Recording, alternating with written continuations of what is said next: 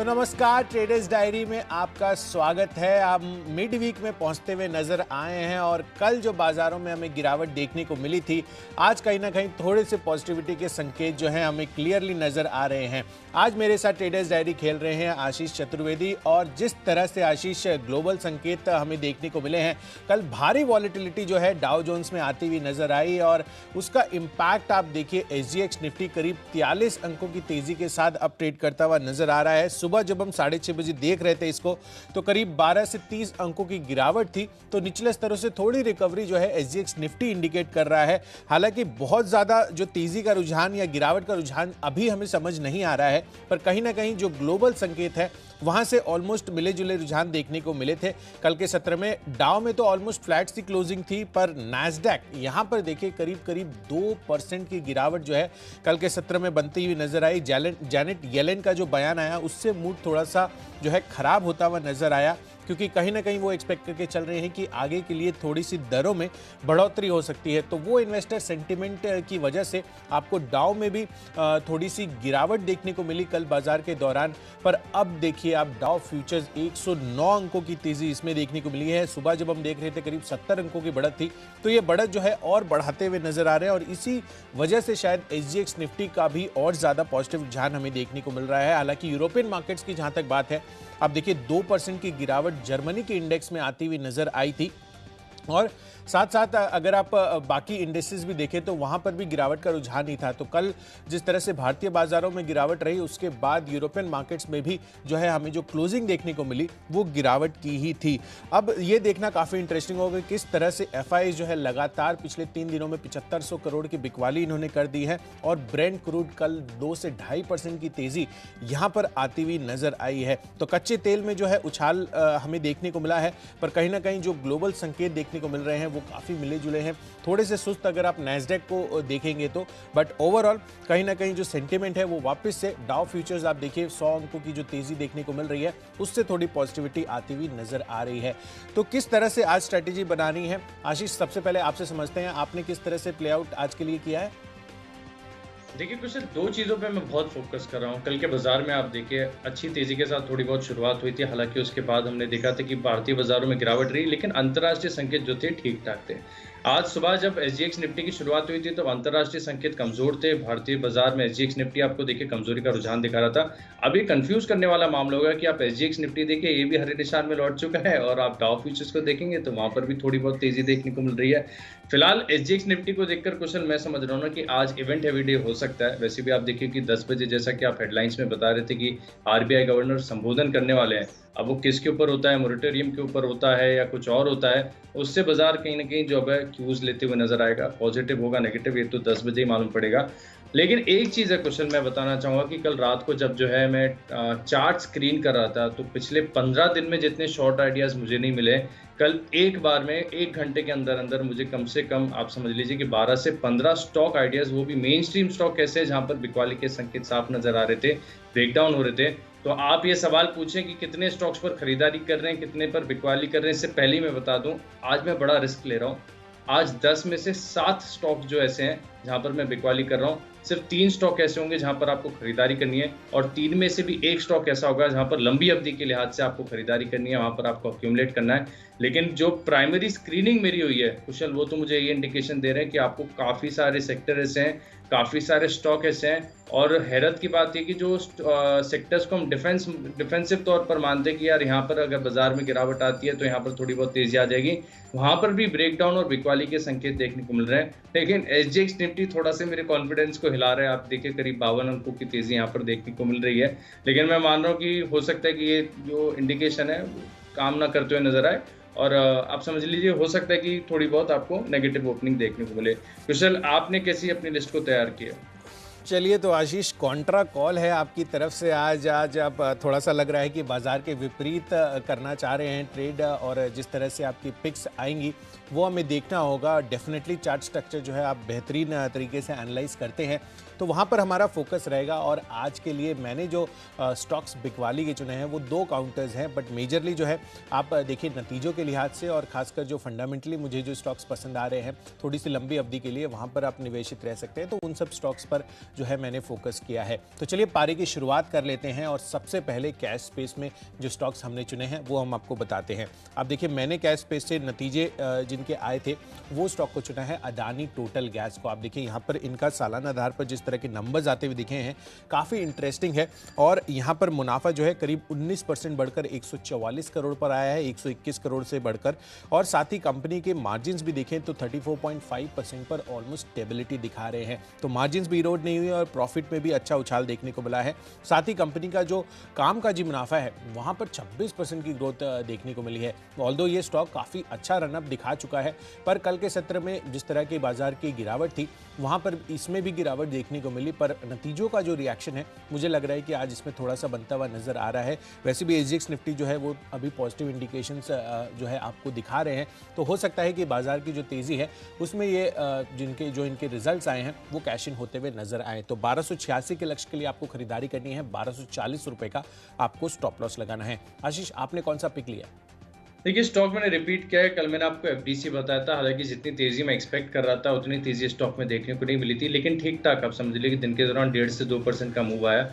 लेकिन मैं मान लूँ कि जिस प्रकार का स्ट्रक्चर है, खासतौर पर अगर आप देखेंगे वीकली और डेली चार्ट्स पर, इंडिकेटर्स भी ये इशारा कर रहे हैं कुशल के स्टॉक में आगे आने वाले समय में बढ़िया तेजी देखने को मिल सकती है। एक और खासियत स्टॉक की है, देखिए ज़्यादातर तो फ्लैट रहता है लेकिन जिस दिन चलेगा आपको 5-10% का मूव देखने को मिलेगा।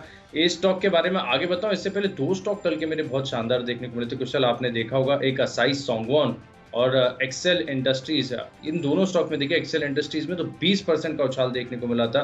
स्टॉक मैंने आपको फंडा पिक के तौर पर बताया था और साथ ही साथ निवेश के लिहाज से मैंने असाई सोंगवॉन ये स्टॉक आपको बताया था। दोनों स्टॉक 10% की तेजी असाई सोंगवॉन में देखने को मिली थी और एक बड़े मैग्नीट्यूड का ब्रेकआउट दोनों स्टॉक में हो चुका है। तो मैं मान रहा हूँ जिन्होंने भी होल्ड किया, निवेश के लिहाज से खरीदा है, वो यहाँ पर जो है एक ट्रेंड लाइन खींचकर अपनी जो पोजीशंस है उन्हें होल्ड कर सकते हैं और अच्छी गेंस यहाँ पर देखने को मिलेंगे। अब बात करते हैं एफडीसी की। एफडीसी में देखिए मैंने जैसे कि बताया कि स्ट्रक्चर सपोर्ट है, खरीदारी करेंगे। 329 रुपए का लक्ष्य मैंने जो है ध्यान में रखा है, 310 रुपए का आपको स्टॉप लॉस लगाना है।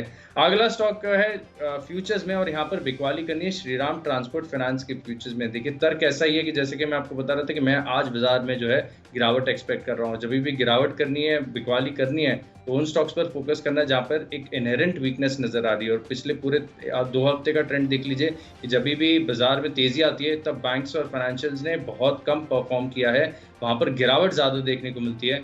तो ये इसी तर्क पर श्रीराम ट्रांसपोर्ट फाइनेंस यहाँ पर मैं मान रहा हूँ कि आप बिकवाली की पोजीशन ले सकते हैं। 1270 रुपए का पहला लक्ष्य होगा, ब्रेकडाउन हो गया तो हो सकता है कि इससे ज्यादा भी गिरावट देखने को मिले, लेकिन सेफर साइड, क्योंकि हम देखें जैसे जिस प्रकार से एसजीएक्स निफ्टी आपको ट्रेंड दिखा रहा है, हम ट्रेंड के अगेंस्ट जा रहे हैं, तो स्टॉप लॉसेस का जरूर ध्यान में रखना, नहीं तो भारी नुकसान हो सकता है। 1315 रुपए का स्टॉप लॉस लगाकर आप इसमें मंदी की पोजीशन लेंगे। बिल्कुल आशीष, तो फ्यूचर्स में श्रीराम ट्रांसपोर्ट में आपको बिकवाली करने की राय दे रहे हैं आशीष। और यहाँ पर फ्यूचर्स में मैंने स्टॉक चुना है एल&टी इन्फोटेक का, जहाँ पर आपको खरीदारी करनी है। आप देखिए यहाँ पर जिस तरह से नंबर्स आते हुए दिखे हैं वो काफ़ी बेहतरीन लग रहे हैं। इनफैक्ट जो हमारा अनुमान था उससे थोड़े से बेटर साइड पर ये नंबर्स आ रहे हैं और ये एक पॉजिटिव सरप्राइज़ है एल&टी इन्फोटेक के काउंटर के लिए। कल के सत्र में ऑलमोस्ट 2% की गिरावट थी क्योंकि हम जो है इनके नंबर्स थोड़े से वीक देख रहे थे। पर उसके विपरीत अगर आप देखें तो 502 करोड़ का हमारा अनुमान था मुनाफे का, 545 करोड़ का मुनाफा कंपनी ने दर्ज किया। और साथ ही कंपनी का कामकाजी मुनाफा भी अगर आप देखें तो 618 करोड़ के अनुमान के मुकाबले 633 करोड़ का जो है कामकाजी मुनाफा कंपनी ने दर्ज किया है। साथ ही मार्जिन हम अनुमान कर रहे थे 19% की, उसके मुकाबले ऑलमोस्ट 19.5% की मार्जिन कंपनी ने रिपोर्ट किए हैं। तो अनुमान से स्लाइटली बेटर जो है यहाँ पर नंबर्स आते हुए दिखे हैं। तो कल की जो गिरावट है ये यहाँ पर उसको रिवर्स करते हुए नजर आएंगे, क्योंकि कल जो एक्सपेक्ट कर रहे थे वो नंबर्स जो है हम वीकर साइड पर एक्सपेक्ट करके चल रहे थे। तो एल&टी इन्फोटेक पर फोकस कीजिए। यहाँ पर जो फ्यूचर्स खरीदना है आपको 3960 का आपको टारगेट बनाना है और 3800 रुपये के स्टॉप लॉस के साथ आपको इस पर ट्रेड करना है। तो ये तो हो गई फ्यूचर्स की बात। अब बढ़ते हैं अगली कैटेगरी तरफ जो है ऑप्शंस की। और ऑप्शंस में आशीष मैंने स्टॉक चुना है ओएनजीसी का। आप देखिए वैसे भी सरकारी कंपनियां जो हैं कल के सत्र में आप देखिए दमदार परफॉर्मेंस वहां पर आती हुई नजर आई, चाहे आप पीएसयू बैंक्स को ले लें या फिर जो भी पब्लिक सेक्टर एंटरप्राइजेज हैं वहाँ पर अच्छी खासी तेज़ी जो है बनती हुई दिखी थी। और यहाँ पर इनके लिए एक और टेलविंड बनता हुआ दिखा कल के सत्र में। जो कच्चा तेल है करीब 2.5 से 3% का उछाल जो है ऑलमोस्ट $70 के आसपास जो है अब ब्रेंट क्रूड ट्रेड करता हुआ नजर आ रहा है। तो इससे कहीं ना कहीं जितनी भी ऑयल प्रोड्यूसिंग कंपनियां हैं, चाहे आप ऑयल इंडिया को भी ले लीजिए, वहां पर अच्छी तेजी बनती हुई नजर आ सकती है। तो ONGC का 109 रुपये का कॉल ऑप्शन आपको खरीद कर चलना है। करीब 5.5 रुपये की प्राइसिंग है, 5.2 टू बी प्रिसाइज, और यहाँ पर जो टारगेट रखना है वो होगा 9 रुपये का। 4 रुपये के स्टॉप लॉस के साथ आप इसमें भी अपना ट्रेड बनाकर चल सकते हैं। तो बिल्कुल अगली कैटेगरी है आज का ऑप्शन, और देखिए यहाँ पर ऑप्शंस में मैंने स्टॉक चुना है टाइटन को, और टाइटन में जिस प्रकार से देखिए मैं आपको लगातार बता रहा हूँ कि यहाँ पर एक ब्रेकडाउन के संकेत देखने को मिल रहे हैं। इनफैक्ट कुशल, जब हमने कल डिस्कस भी किया था कि टाइटन में आप देखिए 1434 के आसपास की ओपनिंग देखने को मिली, और वहाँ से करीब 30 रुपये नीचे स्टॉक गिरा। मैं आपको बता भी रहा था कि जब ऑप्शन की वैल्यू 1405 के आसपास आ जाएगी हासिल होते नजर आएंगे। मैं मान रहा हूँ कि वीकनेस जो है फर्दर आपको देखने को मिल सकती है, और टाइटन यहाँ पर देखिए आप 1380 रुपये का अब आप पुट ऑप्शन खरीद कर सके बिकवाली की पोजीशन बना सकते हैं। दिन के दौरान अच्छी गिरावट टाइटन में एक्सपेक्टेड है। 40 रुपये के लक्ष्य के लिए आप यहाँ पर इस ऑप्शन में खरीदारी करेंगे, लेकिन स्टॉप लॉस का भी ध्यान रखना है और कॉशियस काफ़ी ज़्यादा रहना होगा, क्योंकि नतीजों के बाद कंटिन्यूस अगर आप देखें तो स्टॉक में गिरावट देखने को मिली। हालांकि फंडामेंटली और लॉन्ग टर्म के लिहाज से अगर आप देखें तो कहीं ना कहीं स्टॉक बहुत बढ़िया है, तो एक अक्यूमुलेशन, एक वैल्यू बाइंग स्टॉक में आते हुए दिख सकती है, लेकिन यहाँ पर कॉशियसली ट्रेड करना होगा 25 रुपये का स्टॉप लॉस लगाकर।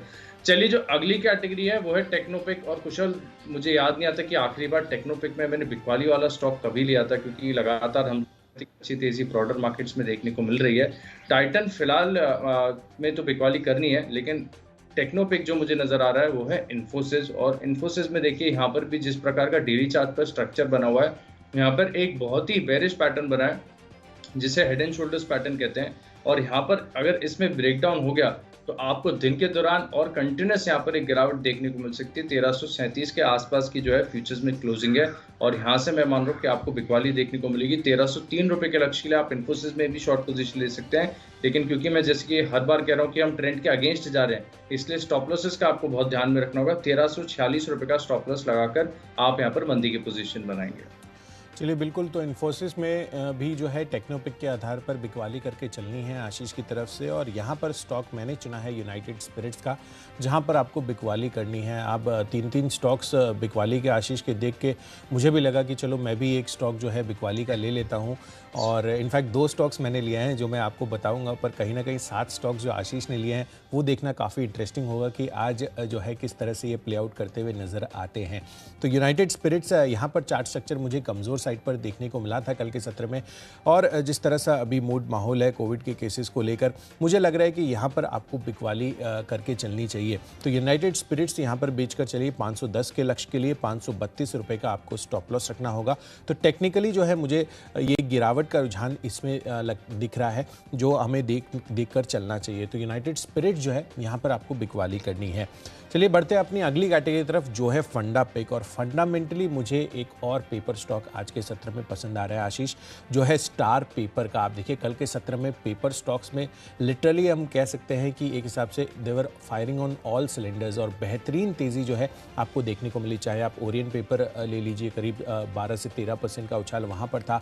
साथ ही जेके पेपर, यहाँ पर भी 7-8% की तेज़ी थी। इनफैक्ट इंटायर पेपर पैक जो है कल बेहतरीन फोकस में रहा है। और अब कमोडिटी प्ले में अगर आप देखें तो पेपर स्टॉक जो है वापस से फोकस में आते हुए नजर आ रहे हैं इनफैक्ट, और आगे भी जो है इनका मोमेंटम जारी रहने का अनुमान है, क्योंकि जिस तरह से अगर आप ग्लोबली जो पल्प प्राइसेस देख रहे हैं और जो पेपर प्राइसेस हैं उनके बढ़ने से कहीं ना कहीं यहाँ पर इनके भी बढ़त देखने को मिलेगी। पर अगर आप डोमेस्टिक फैक्टर देखें तो इनके लिए ये काफ़ी पॉजिटिव इंडिकेटर है, क्योंकि इनके खुद के जो है ये पल्प अपनी सोर्सिंग करते हैं, तो इंपोर्ट इन्हें नहीं करना पड़ता, तो इनकी जो कॉस्टिंग है कंपैरेटिवली वो कम हो जाती है, जो ओवरऑल कॉस्ट ऑफ प्रोडक्शन है। और अगर एक्सपोर्ट ओरिएंटेड है तो कहीं ना कहीं जितने भी पेपर स्टॉक्स हैं वहाँ पर अच्छी तेज़ी उस वजह से भी देखने को मिल सकती है। हालांकि जो डोमेस्टिक डिमांड है वो थोड़ी सी अभी धीमी पड़ती हुई नजर आई है, पर जैसे जैसे वैक्सीनेशन ड्राइव जो है और ज़्यादा बढ़ता जाएगा, जो स्कूल्स कॉलेजेस जितने भी इंस्टीट्यूट्स हैं वो फिर से जब खुलते हुए दिखेंगे तो इनके लिए काफ़ी बेहतरीन तेज़ी के जो संकेत हैं हमें आगे भी देखने को मिल सकते हैं। तो यहाँ पर 6 महीनों की अवधि के लिए आपको निवेशित रहना है, और 150 रुपये के टारगेट जो है आपको इसमें कंफर्टेबली मिल सकते हैं, यानी कि 20 से 25% के गेंस तो आप इजीली इसमें हासिल कर सकते हैं। हो सकता है कि और भी ज़्यादा आपको यहाँ पर गेंस देखने को मिले। आशीष, आपकी तरफ से कौन सा है फंडा पिक? देखिए फंडा पिक भी बिकवाली करनी है, नतीजों वाला स्टॉक आरबीएल बैंक इसको मैंने चुना है क्योंकि यहाँ पर देखिए सबसे पहली बात अगर आप एसेट क्वालिटी के लिहाज से देखें तो बेहद खराब तिमाही देखने को मिली है। पिछली तिमाही में करीब 1.8% के आसपास के इनके जीएनपीएस थे, अब बढ़कर 4.3% हो गए। नेट एनपीएस देखिए 0.7 से 2.1। रिटेल एडवांसेस में ग्रोथ है, डिपॉजिट्स में ग्रोथ है, ये अच्छी बात है, लेकिन कहीं ना कहीं अगर आप देखें तो नेट इंटरेस्ट मार्जिन्स जो है अनुमान के मुताबिक है, लेकिन इसमें भी गिरावट देखने को मिली है। मुनाफा 34% घटा है, 145 करोड़ का अनुमान था, 75 करोड़ के आसपास का जो है मुनाफा बैंक ने रिपोर्ट किया है। हालांकि एनआईआई की देखें तो करीब करीब अनुमान के मुताबिक है, नतीजे मोर और लेस वीकर हैं। वीक ही नतीजों की एक्सपेक्टेशन थी, लेकिन जिस तरीके से मैं बता रहा हूँ कि यहाँ पर एसेट क्वालिटी को लेकर चिंता है, और एयू स्मॉल फाइनेंस बैंक में आप देखिए कि एसेट क्वालिटी अनुमान से खराब आई और कंटिन्यूस स्टॉक में गिरावट देखने को मिली। आरबीएल बैंक भी एक ऐसा स्टॉक है जहां पर आपको वीकनेस है वो साफ नजर आएगी। पूरी बाजार की तेजी देख लीजिए, आईसीआईसीआई बैंक ने परफॉर्म किया है, एचडीएफसी बैंक ने परफॉर्म किया है, लेकिन आरबीएल बैंक अपनी जगह से हिला नहीं। जब भी चलता है तो मोस्टली डाउन साइड ही चल रहा है। तो आरबीएल बैंक यहाँ पर मैं मान रहा हूँ कि आज दिन के दौरान 5% तक के कट्स आपको देखने को मिल सकते हैं। 175 रुपए के लक्ष्य के लिए आप इसमें शॉर्ट पोजीशन लेंगे, 184 रुपए का आपको स्टॉप लॉस लगाना है। चलिए तो अब अगली कैटेगरी की ओर रुख करते हैं, वो है निवेश के लिहाज से इन्वेस्टमेंट पिक और कुशल। अब मैं स्टॉक खरीदारी का बताऊंगा। एनएमडीसी स्टॉक पर आपको नजर रखनी चाहिए। जब भी बाजार में गिरावट आती है, जब भी स्टॉक में करेक्शन आता है, आपको इस स्टॉक को दोनों हाथ से एक्यूमुलेट करना है, क्योंकि जिस प्रकार से पूरे फंडामेंटल्स देखने को मिल रहे हैं। अब देखिए कल हमने आपको बताया था कि जो स्टील मिल्स हैं वो कीमतें बढ़ा सकती हैं। आज आधिकारिक खबर भी आ गई कि करीब 4,500 रुपये प्रति टन के आसपास की कीमतों में बढ़ोतरी हुई है। और ये तो नो ब्रेनर है कि अगर स्टील की डिमांड बढ़ रही है तो आयरन ओर की भी डिमांड बढ़ेगी, और इनका प्रोडक्शन भी काफ़ी बढ़िया है, नंबर 1 प्लेयर है आयरन ओर में अगर आप देखें। और सबसे अच्छी बात मुझे नजर आती है कि आप इसका मंथली चार्ट देखिए, डेली मत देखिए, वीकली मत देखिए, मंथली देखेंगे तो आपको नजर आएगा कि जिस प्रकार का ब्रेकआउट होने जा रहा है। स्टील स्टॉक्स में हमने देखा कि मल्टी ईयर एक ब्रेकआउट देखने को मिले, जेएसपीएल पर ब्रेकआउट हुआ, JSW steel, Tata steel, BSL, तमाम ऐसे स्टॉक हैं जहां पर मल्टी ईयर ब्रेकआउट्स देखने को मिला और कंटिन्यूस तेजी उन स्टॉक्स में देखने को मिली।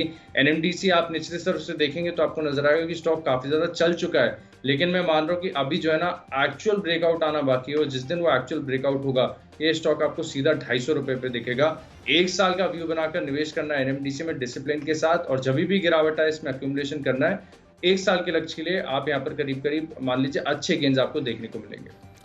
बिल्कुल, तो इन्वेस्टमेंट पिक के लिहाज से आशीष ने एनएमडीसी आपको रेकमेंड किया है, पर अब मैं अपनी इन्वेस्टमेंट पिक तो बताऊंगा, पर उससे पहले एक ओएनजीसी को लेकर मैं आपको अपडेट बता देता हूं कि यहाँ पर जो नंबर्स आपके स्क्रीन पर फ्लैश हुए हैं वो फिर से एक बारी रिवाइज आप कर लीजिए। ओएनजीसी 109 रुपये का कॉल ऑप्शन जो है यहाँ पर आपको खरीदारी करनी है, 5.2 रुपीज़ की अभी प्राइसिंग है, और 9 रुपये के टारगेट के लिए यहाँ पर खरीदारी करनी है। 4 रुपये का आपको स्ट्रिक्ट स्टॉप लॉस इसमें मेंटेन करना होगा, क्योंकि कच्चे तेल में जिस तरह से तेज़ी आती हुई नजर आई है और कल जो मोमेंटम बना था पब्लिक सेक्टर एंटरप्राइजेस के लिए वो काफ़ी बेहतरीन था, और मुझे लग रहा है कि यहाँ पर इस वजह से तेज़ी बन सकती है। तो ये आपकी क्लैरिफिकेशन के लिए हम आपके लिए फिर से फ्लैश कर रहे हैं, जिस तरह से जो आंकड़े हमने आपको बताए हैं। इन्वेस्टमेंट पिक जो मैंने चुनी है अपनी तरफ से आशीष, वो है अदानी पोर्ट्स की। इनफैक्ट यहाँ पर काफ़ी बेहतरीन नंबर्स आते हुए दिखे हैं। यहाँ पर स्पेसिफिकली अगर आप मुनाफा देखिए कंपनी का तो 334 करोड़ से बढ़कर ऑलमोस्ट 1300 करोड़ पर जाता हुआ नजर आया है। साथ ही कंपनी की जो एडजस्टेड मार्जिन है 56% से 63% पर आई है। तो दमदार आंकड़े जो है हमें इनफैक्ट इनलाइन नंबर्स जो है वो देखने को मिले हैं। पर कहीं ना कहीं जिस तरह से ये लगातार एक्विजिशंस करती जा रही है आशीष, चाहे आप गंगावरम पोर्ट की बात करें या कृष्णपट्टनम की बात करें, इनके जो कार्गो वॉल्यूम से 27% बढ़ते हुए दिखे हैं, कंटेनर वॉल्यूम में 41% की बढ़त आई है। तो हर एक जो पैरामीटर है, चाहे आप बिजनेस के लिहाज से लीजिए या फिर इनकी जो एक्विजिशन रणनीति है उसके हिसाब से लीजिए, काफ़ी दमदार जो है यहाँ पर तेज़ी बनती हुई नज़र आ रही है। तो अदानी पोर्ट्स जो है मुझे लग रहा है कि काफ़ी बेहतरीन पिक हो सकती है। अगले 1 साल में आपको 920 रुपये के लक्ष्य जो है ये दिखाते हुए नज़र आ सकते हैं। आशीष, आपकी तरफ से जो हमारी अगली कैटेगरी है न्यूज़ के दम पर, आपने क्या चुना है वो बताइए। देखिए न्यूज़ के दम पर स्टॉक में खरीदारी करनी है। आरती इंडस्ट्रीज स्टॉक का नाम है। देखिए इसको चुनने का कारण ये कि 11 मई को कंपनी की बोर्ड बैठक है जहां पर नतीजों और डिविडेंड, फाइनल डिविडेंड पर विचार होगा। इसी के साथ बोनस शेयर का भी ऐलान हो सकता है। तो मैं मान रहा हूँ खबर से आज उत्साह देखने को मिल सकता है, और आरती इंडस्ट्रीज में आपको खरीदारी करनी चाहिए 1720 रुपये के लक्ष्य के लिए, और आपको स्टॉप लॉस लगाना होगा 1605 रुपये का। बिल्कुल, तो खबरों के दम पर आरती इंडस्ट्रीज आशीष को पसंद आ रहा है, जहां पर आपको जो है खरीदारी कर चलनी है। और यहां पर इस कैटेगरी में मैंने स्टॉक चुना है हिंदुस्तान एरोनॉटिक्स लिमिटेड का।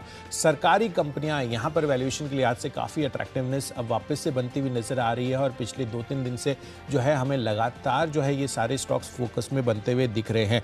इनफैक्ट यहाँ पर इनके लिए खबर भी आई है कि रोल्स रॉयस के साथ इन्होंने करार कर लिया है और भारत में ये करीब 30 मरीन इंजन के पैकेजिंग, इंस्टॉलेशन और मार्केटिंग के लिए इन्होंने ये करार किया है। तो कहीं ना कहीं ये खबर जो है काफ़ी पॉजिटिव टेलविंड दे सकता है इस स्टॉक में और इसीलिए यहाँ पर मैं खरीदारी की राय दे रहा हूँ। 983 के लक्ष्य के लिए खरीदारी कीजिए, 940 रुपये का आपको स्टॉप लॉस लगाना होगा।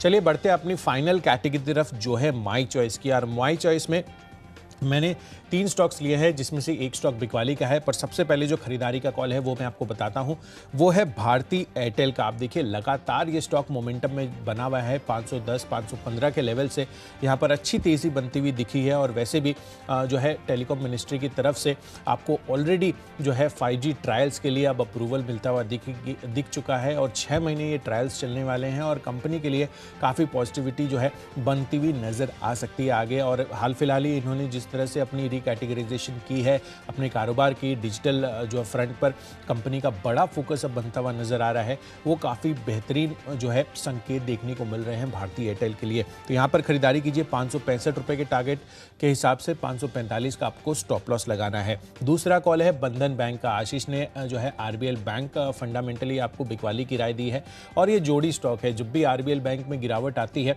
तब हमें बंधन बैंक में भी गिरावट देखने को मिलती है। तो मुझे लग रहा है कि यहाँ पर उस तर्क के आधार पर जिस तरह से आरबीएल बैंक के नंबर्स आते हुए दिखे हैं, आपको यहाँ पर बिकवाली करके चलनी है। तो 307 के लक्ष्य के लिए यहाँ पर आप सेल कीजिए, 321 का स्टॉप लॉस रखना है। और आखिरी कॉल है रैमको सीमेंट का। ये थोड़ी सी लंबी अवधि का स्टॉक है, यानी कि 1 महीने की अवधि के लिए आपको इसमें निवेशित रहना है। आगे इसके नंबर्स जो है ताकि फैक्टर इन हो जाएं और यही कारण है कि रैमको सीमेंट में जो है 1 महीने की अवधि मैंने आपको दी है। वैसे भी जिस तरह से साउथ बेस्ड सीमेंट कंपनियां हैं वहाँ पर जो प्राइस हाइक्स की खबरें आ रही हैं वो काफ़ी पॉजिटिवली जो है इनके लिए रिफ्लेक्शंस हो सकते हैं आगे आने वाले तिमाहियों के लिए भी। बट बहरहाल जिस तरह से नंबर्स अभी आ रहे हैं एग्जिस्टिंग जितने भी सीमेंट कंपनियां हैं वो काफ़ी बेहतरीन हैं उनके लिए भी। तो दोनों अभी के ट्रिगर्स और आगे आने वाले ट्रिगर्स के लिहाज से आपको रैमको सीमेंट्स में 1 महीने का होल्डिंग पीरियड रखना है और 1050 के टारगेट आपको देखने को मिल सकते हैं। आशीष, आप बताइए आपने कौन सा स्टॉक्स चुना है अपनी कैटेगरी में? बिल्कुल क्वेश्चन, माई चॉइस में तीनों स्टॉक बिकवाली के हैं। सबसे पहला स्टॉक मैंने चुना HCL टेक। लगातार इस स्टॉक मैंने आपको बताया कि यहाँ पर गिरावट और ब्रेकडाउन देखने को मिलेंगे और बिल्कुल वैसा ही होते हुए नजर आया है और मैं मान रहा हूँ कि आज भी यहाँ पर जो है वीकनेस एक्सटेंड होती हुई नजर आएगी। 894 रुपये के लक्ष्य लिए आप यहाँ पर शॉर्ट पोजीशन लेंगे, करीब 915 रुपये का आपको स्टॉप लॉस ध्यान में रखना है। अगला स्टॉक है मिडिल ईस्ट में हैवेल्स। यहाँ पर भी देखिए वैसे भी जिस प्रकार से अधिकतर राज्यों में रिस्ट्रिक्शंस हैं, लॉकडाउन है, इनकी बिक्री पर आगे जाकर तो जरूर एक असर देखने को मिलेगा। इनकी जो अगली तिमाही के जो नतीजे आएंगे उसमें थोड़ी सी वीकनेस आपको नजर आ सकती है और फिलहाल भी अगर आप देखें तो स्ट्रक्चर ब्रेकडाउन का इंडिकेशन दे रहा है। करीब 20 रुपये नीचे के लक्ष्य के लिए आप यहाँ पर शॉर्ट पोजीशन लेंगे, 1005 रुपये का आपको स्टॉप लॉस लगाना है। आखिरी स्टॉक है मिडिल ईस्ट में ग्लेनमार्क। यहाँ पर भी देखिए अच्छी खासी तेजी के बाद अब कहीं ना कहीं टॉपिंग आउट के संकेत सामने आ रहे हैं। हालांकि डबल टॉप फॉर्मेशन अभी तक हुआ नहीं है, लेकिन जिस प्रकार का स्ट्रक्चर है मैं मान रहा हूँ कि यहाँ पर आप एक छोटी सी गिरावट के लिए प्ले कर सकते हैं। स्टॉक में 550 रुपये के लक्ष्य के लिए शॉर्ट पोजीशन लेंगे और स्टॉप लॉस लगेगी करीब 9 रुपये ऊपर 570 रुपये का। बिल्कुल, तो चलिए हमने आपको माई चॉइस कैटेगरी के साथ सभी स्टॉक्स और लेवल्स बता दिए हैं। फटाफट इनका रिकैप कर लेते हैं। चलिए कैश स्पेस से मैंने आपको बताया है अदानी टोटल गैस, जहां पर आपको खरीदारी करने की राय है, बढ़िया नतीजे आए हैं। साथ ही L&T इन्फोटेक के भी अनुमान से बेहतर नतीजों के लिहाज से आपको इसमें भी खरीदारी करनी है। कच्चे तेल में बेहतरीन उछाल देखने को मिला है कल के सत्र में, तो ONGC का कॉल ऑप्शन भी खरीद कर चले। यूनाइटेड स्पिरिट चार्ट स्ट्रक्चर कमजोर लग रहा है तो यहाँ पर बिकवाली कीजिए और 6 महीनों की अवधि के लिए star paper, in fact overall paper space पे ही आप निवेशित रह सकते हैं। इस टाइम फ्रेम के लिए बेहतरीन तेजी देखने को मिल सकती है। अदानी पोर्ट्स, जिस तरह से एक्विजिशन स्ट्रेटेजी इनकी बन रही है और जो नतीजे आए हैं उसको देखते हुए इन्वेस्टमेंट के लिहाज से आप खरीदारी कर चल सकते हैं 1 साल की अवधि के लिए। हिंदुस्तान एरोनॉटिक्स लिमिटेड, खबरों के दम पर यह भी स्टॉक फोकस में है। साथ ही भारतीय एयरटेल, बंधन बैंक और रैमको सीमेंट, इन तीनों में आपको ट्रेड करके चलना है। ये भारतीय एयरटेल में खरीदारी कीजिए, बंधन बैंक में बिकवाली और रैमको सीमेंट में खरीदारी करनी है। और इन सब में जो मेरा बेस्ट पिक है वो है अदानी पोर्ट्स का। अगले 1 साल में आपको 920 रुपए के टारगेट जो है इस स्टॉक में देखने को मिल सकते हैं। बेहतरीन एक्विजिशन स्ट्रेटेजी जो है कंपनी फॉलो करती हुई दिख रही है। तो चलिए कैश का स्टॉक है एफडीसी श्रीराम ट्रांसपोर्ट फाइनेंस में आपको गिरावट देखने को मिल सकती है। टाइटन में 1380 का पुट ऑप्शन खरीदकर मंदी की पोजीशन बनाएंगे। इन्फोसिस में स्ट्रक्चर बेरिश है, यहाँ पर शॉर्ट पोजीशन लेंगे। आरबीएल बैंक के नतीजे बेहद निराशाजनक है, बिकवाली देखने को मिल सकती है। निवेश करना है एनएमडीसी में। आरती इंडस्ट्रीज बोर्ड जो है बोनस शेयर पर विचार कर रहा है, जिसके चलते यहाँ पर एक तेजी देखने को मिलेगी। एचसीएल टेक में ब्रेकडाउन है, 894 रुपए के लक्ष्य के लिए बिकवाली करेंगे। हैवेल्स और ग्लेनमार्क में भी आपको शॉर्ट पोजीशन लेनी चाहिए। इन 10 स्टॉक्स में मेरा कन्विक्शन सबसे ज्यादा है। आरबीएल बैंक के फ्यूचर्स में आपको बिकवाली करनी है। यहाँ पर नतीजे असेट क्वालिटी के लिहाज से बेहद कमजोर देखने को मिल रहे हैं। 175 रुपए के लक्ष्य के लिए आप इस स्टॉक में शॉर्ट पोजीशन लेंगे। बिल्कुल। तो चलिए, ग्लोबल बाज़ारों से हमें जो है मिले जुले संकेत देखने को मिल रहे हैं। खासकर यूरोपियन मार्केट्स में आपको बिकवाली नज़र आएगी, पर कहीं ना कहीं एसजीएक्स निफ्टी जो है वो करीब 60 अंकों की तेज़ी अभी रिफ्लेक्ट कर रहा है। तो इन सब के बीच किस तरह से भारतीय बाजार पैन आउट करेंगे, ये देखना इंटरेस्टिंग होगा।